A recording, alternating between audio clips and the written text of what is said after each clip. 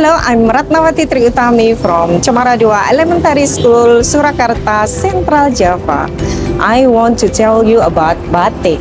Batik is one of most precious cultural heritage from Indonesia. Batik is not only a cloth, it is also a symbol of art, history, and identity of Indonesian people. Let's practice how batik is made. The materials needed to make batik are wax heated on a stove, canting, and a white cloth for making batik.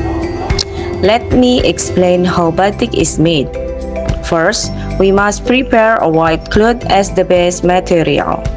Then we draw patterns on the cloth using a tool called canting, which is filled with a hot wax. The wax is used to cover the parts of the cloth that should not absorb color. After that, the cloth is dipped into dye to give it color. Next, the cloth is dried, and the wax is removed by boiling it in hot water. If we want to add more colors, the same process is repeated many times. Finally, the cloth is washed and dried again. After all the steps are finished, a beautiful batik cloth is ready to wear. This process takes a lot of time and patience.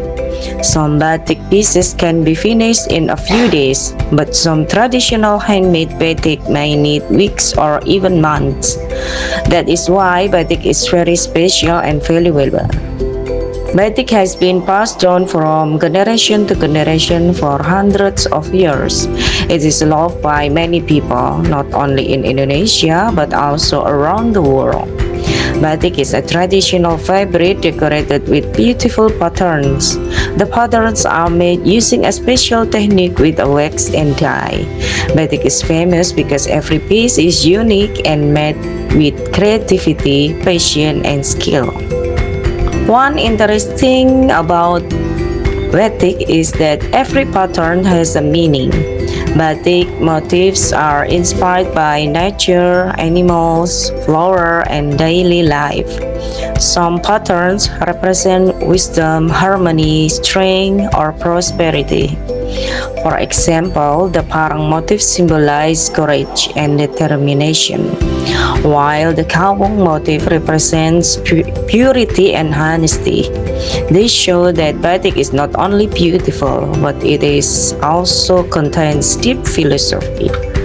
Indonesia has many famous batik producing regions. Surakarta is famous for elegant traditional motifs. Each region has its own uniqueness, making Indonesia batik rich and diverse. Nowadays, batik is used in many ways. People wear batik to weddings, school events, office meetings, and national celebrations. Students often wear batik uniforms at school, and workers wear batik on certain days.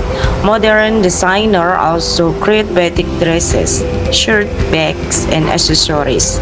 So, batik becomes more popular among young people.